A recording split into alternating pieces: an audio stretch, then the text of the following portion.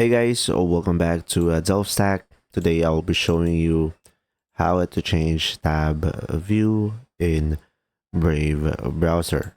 So to do this process, first thing is you could just simply go ahead and select the three lines on the top right corner into your browser, and you could go ahead and go for the settings. Now here on the settings, you will have the appearance on the left side. And now from here, if you go to the tabs, guys, you could customize it over here. So to change the tab view, as you can see, you will have use vertical tabs, and you can just simply turn it on. And from here, you should be able to have a different view when it comes to your browser or interface. And pretty much from here, you should be able to change how it view, and you will have other options as well, as you can see over here.